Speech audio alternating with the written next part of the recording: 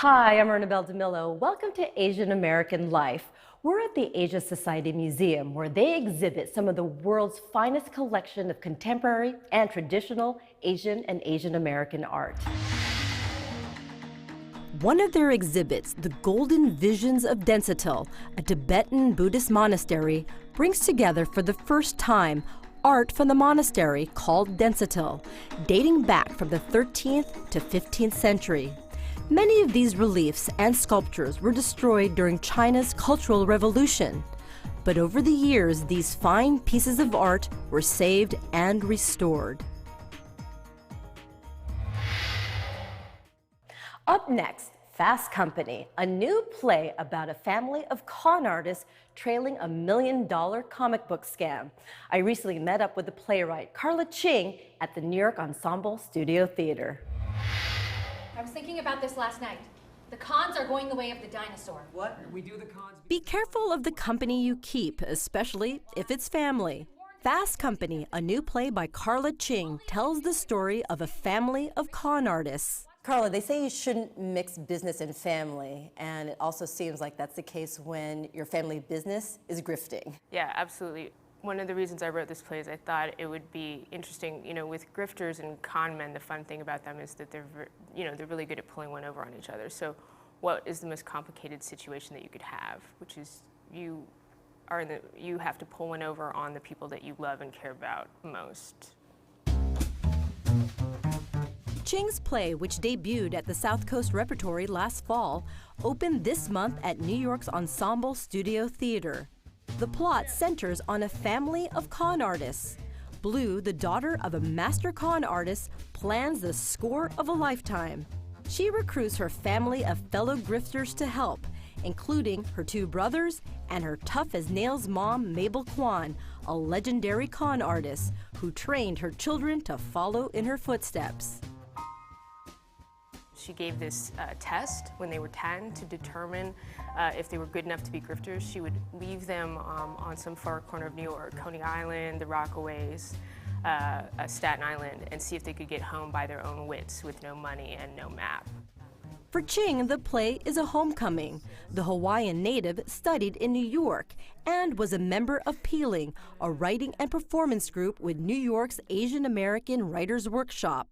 Ching is a rarity in the world of theater. She is one of a handful of Asian American women playwrights. For Ching, who is fourth-generation American, writing roles for Asian American actors is very important to her. I used to be artistic director of an Asian American theater company here in New York called 2G and got to meet a lot of theater folks. And my feeling is that Asian American actors and just don't get enough opportunities. So if I can create roles that are juicy and fun to play, then I want to do that. And Fast Company is filled with juicy roles. 1.5 million feels good in my hands. And while the cast is Asian, being Asian isn't overtly addressed. I was hoping to build Asian American characters that are not stereotypes or are characters that you may not have seen on stage or in film before. Ching got that chance when she heard about the Alfred P. Sloan Foundation's grants for new plays involving science. That's right, science.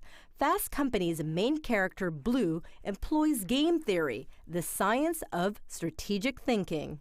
Blue tries to find her edge as a young con artist, coming up again without her mother's support, coming up the hard way. She falls into game theory. She takes a class at Brown and realizes that it could be the thing that sets her apart and makes her different. I just stumbled on game theory, and I've always been interested in gaming, always been interested in poker, that there was a science behind figuring out how other people think and being able to strategically move in the world was fascinating to me. So what's it like as a playwright to finally see your vision on stage? It's totally amazing, and I get breathtaking every time it happens because, you show up, during the tech period, and there are sometimes, 30 people running around trying to make the story happen, going to great lengths to put these lights up, to build these sets, to learn the lines to make it happen. So it's always really amazing, and I'm so grateful to actually see it come to life after years. This play's been 4 years in the making. Congratulations. Thank you.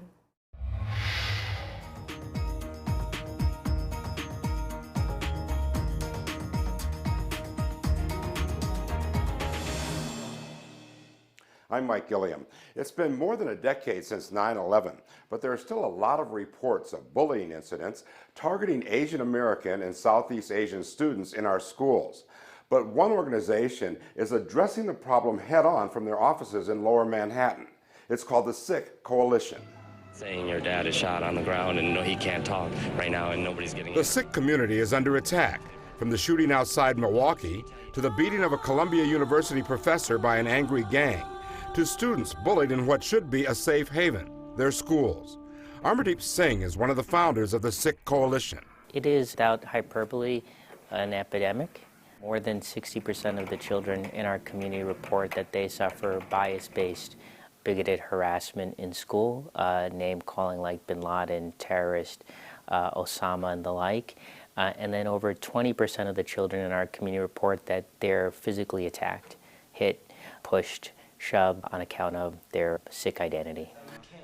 Sikh Coalition youth group members were victims of violent attacks. He ended up smashing my head into a pole and I just fell down, and by the time I got up they escaped, and my head was bleeding and I was just in a terrible situation. He took my turban and ran away, and I saw him running away, and I saw there was a branch next to me. I kind of picked the branch up and ran after him. All I wanted to do at the point was just take back my turban and go home. What do you think is actually driving the problem? The look of a Sikh is commonly perceived in America to be the look of a terrorist. When my kids see me, they see dad, born and raised in this country. I play Little League Baseball and I play baseball with them now. I'm a diehard Yankees fan. I'm an American. That's not what necessarily their classmates see on TV. When they see a turban and beard, they're often seeing the terrorist. A lot of our community's work right now is emergency work. The incident happens, we work to address it. We go to the school and ask them to create a more tolerant climate. But the truth is, in order to change the perception over time, it's going to take decades. I think a lot of that is education. Yeah. Okay, so educate our viewers as to what the Sikh community is really all about, what the religion is about. Basically, people always wonder, why are you wearing that turban? Why do you look so different than everyone? And so what the Sikh uniform is supposed to do, like a police officer's uniform, is supposed to remind them to do the right thing. So in our faith tradition, we have 3 core values that we're supposed to practice daily. One is working hard and honestly. So whether you're a school teacher, a police officer, a lawyer, a doctor, it doesn't matter what you are, you have to work hard and honestly. Second piece is that we have to share what we have and what we can give with our friends and neighbors. And finally, no matter what I do, this uniform, this turban is supposed to remind me that the world's bigger than me, that there's a creator and that I should honor that creator in everything I do. And so that's really what this uniform, this look that everyone is so scared of is about. But that is not the view that some have around the country and here in the city. Columbia professor Dr. Pravjot Singh was beaten by an angry mob of teens on bicycles. In schools, the coalition believes the bullying has gotten out of hand. Here in New York City, a young Sikh in high school had his religiously mandated long hair, my hair is long, underneath my turban, cut by a fellow student in the bathroom and then flushed down the toilet. Similarly, in Richmond Hill, the high school over there, a Sikh student who had been called a terrorist for months, had his turban ripped off by other students, punched in the face with a set of keys between the knuckles of the other student. So what happens when a student is bullied in one of the New York City public schools and reports that to a teacher? What's been happening? There's supposed to be a report written within 10 days given to the students with regard to the resolution, and then the school is supposed to report to headquarters at the Department of Education that this occurred for their statistical compilation.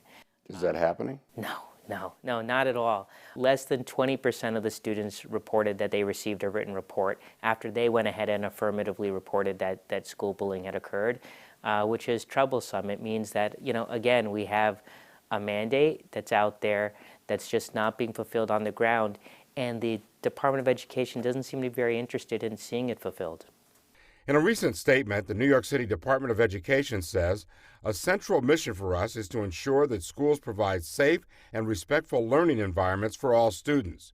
We launched Respect for All training programs in 2007, and to date, more than 6,500 teachers, parent coordinators, counselors, and other staff members have participated in the two-day Respect for All training program. But is it doing enough for the Sikh community?"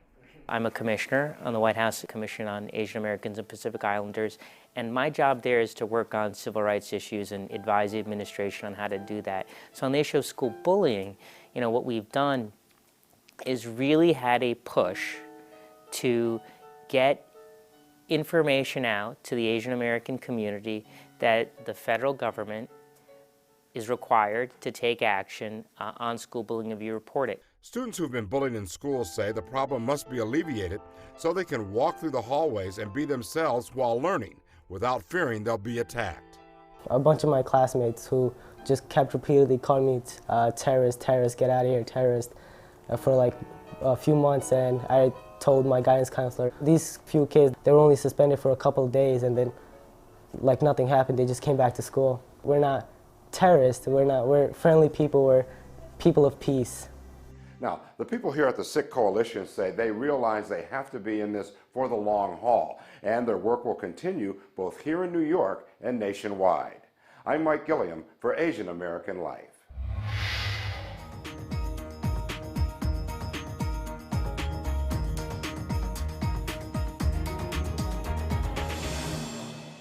Reporter Kyung Yoon knows a thing or two about giving. She is one of the co-founders of the Korean American Community Foundation, a nonprofit organization that is making a difference in people's lives.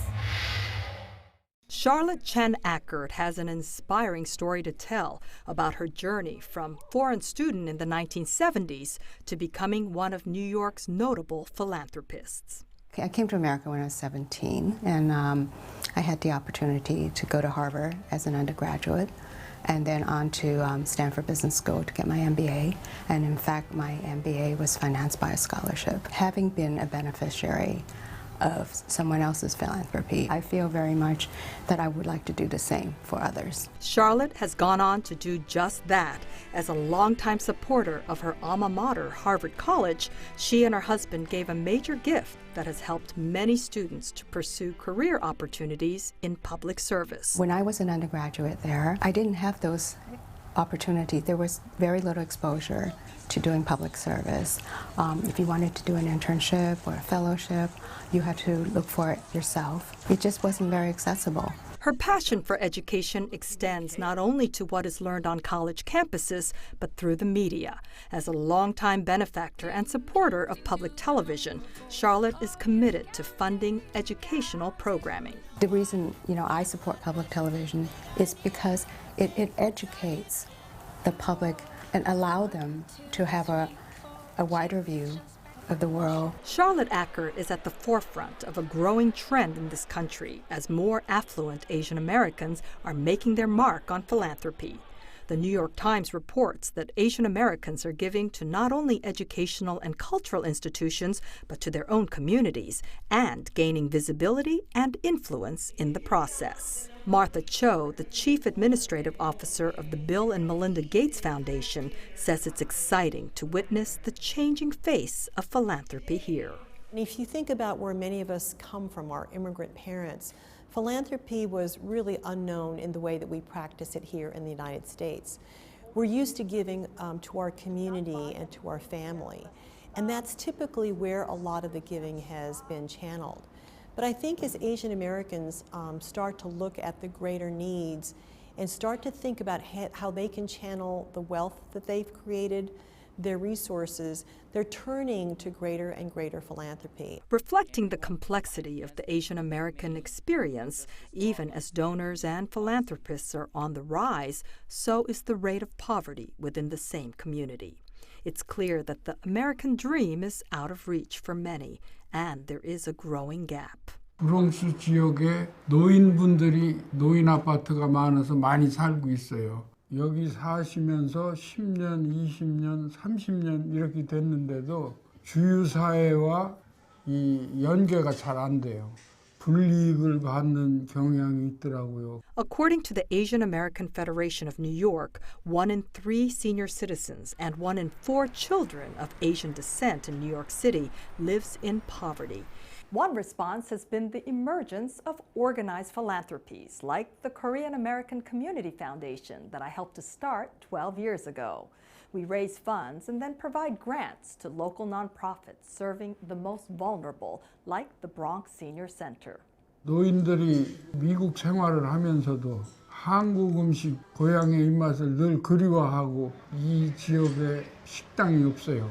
점심 프로그램을 했으면 좋겠다 해서. So I think we're just beginning to see some really exciting models that many people in our community are starting to emulate. And I think it's a great opportunity for innovation and for experimenting. Long term, we're really finding our visibility and a new narrative about who we are in this country. Peggy Saika is the president of the Asian Americans and Pacific Islanders in Philanthropy, a national membership organization of grant-making institutions and nonprofits. The core of our work is to be able to get the institutions that our members are a part of to be inspired to be able to make investments both in the Asian American Pacific Islander communities, immigrant and refugee communities more broadly.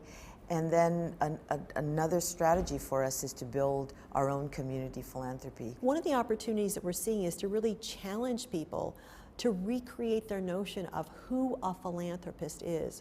Of course, we've got the Carnegies and the Rockefellers and the Gates, but I think the opportunity is for each of us to think about how we can be a philanthropist with whatever we have to give. So I think for each person, I would say, what are you passionate about? What do you care about? Questions that more Asian Americans are asking, following the example of philanthropists like Charlotte Ackert.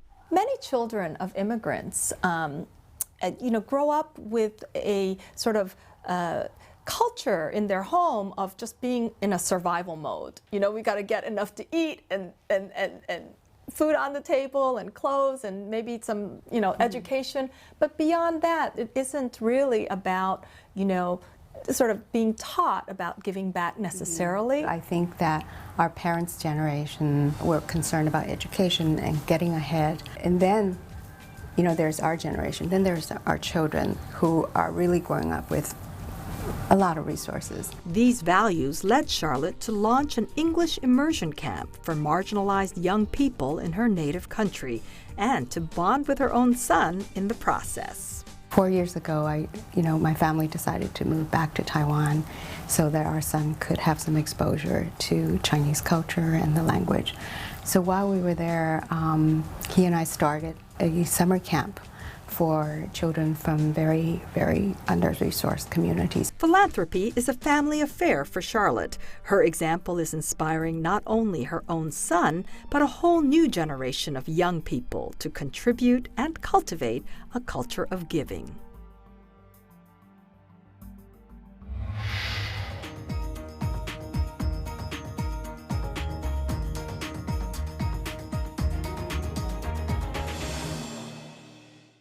I'm Paul Lynn. We're at the Broadway Theater where Rodgers and Hammerstein's Cinderella is currently playing. We have a one-on-one with Ann Harada to talk about her role and her long career.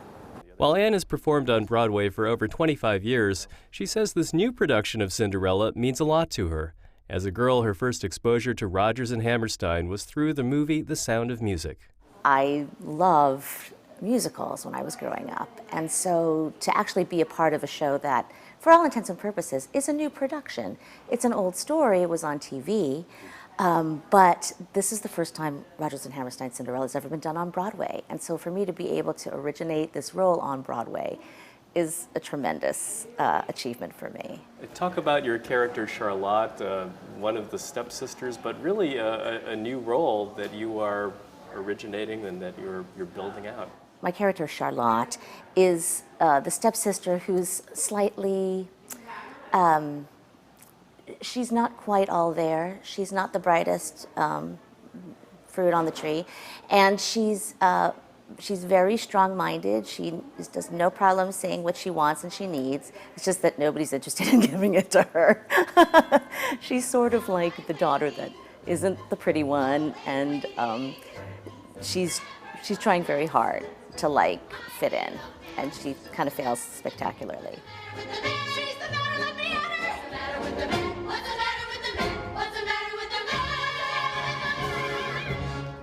One of your signature songs is the Stepsister's Lament, and in it your character really kind of vents some of this frustration. Why are people not looking at me?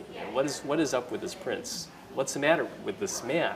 Right, that he doesn't want me, that he would rather have Cinderella or the princess, and I don't know who's Cinderella. Because as in all Cinderella stories, everybody else is so obtuse, they don't recognize the same person that they live with if she just has her hair up and puts on a different dress. It's the but Superman that's okay. syndrome, isn't it? Yeah, just take the glasses off and there you are. And this is another role for you that is not specifically designed for an Asian American actor. How does it feel to you? I mean, to be able to originate roles and to be able to be recognized also for who you are, what you bring, and not necessarily what you look like.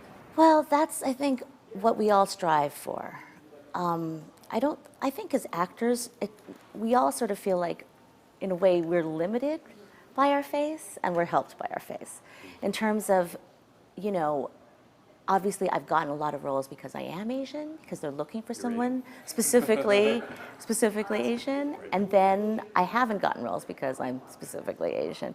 But what's so great about Cinderella and what's great about this producing team is that they were sort of able to see through to the core of who I am, which is Charlotte, unfortunately. I would be able to bring this character to life, and that it never was an issue ever about, she's white and, you're not white. And it never, ever came up, and it's never come up in any of the reviews, and it's never come up on the street. No one's ever said like, hey, what's up with that? Yeah. So it's been incredibly gratifying. Anne, who is of Japanese descent, grew up in Hawaii, and she didn't know she wanted to be an actor until she got her first part in a high school play. Her enthusiasm for theater and acting continued through her years at Brown University, but she had no idea how far she'd go with it. At Brown, they were like, look, you're great. I don't know how commercial you're going to be as an actor, but you'll always have a place in the theater because you're enthusiastic and you work really hard. And so in my mind, I was like, well, I'm going to work in the theater. That's what I love and what I'm going to do. So when I moved to New York, I came as an intern for a Broadway producer who had also gone to Brown. I was looking for somebody to answer phones.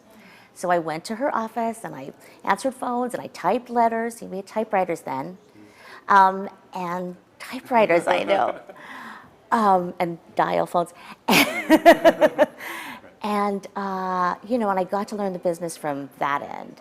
And that's kind of like the greatest education you could have because, of course, a producer touches every single aspect of a production. And so I got to sit in on advertising and on, casting and things like that. And when I saw professional actors audition for this play we were doing, I was like, oh, well, I'm as good as that. So I thought maybe it's something I can do professionally. And I started auditioning on the side. And that's how that started. Since those early days on Broadway, Anne has performed in some big productions like Avenue Q, in which she originated the role of Christmas Eve, a character that was meant to be a means to an end to make fun of racial stereotypes.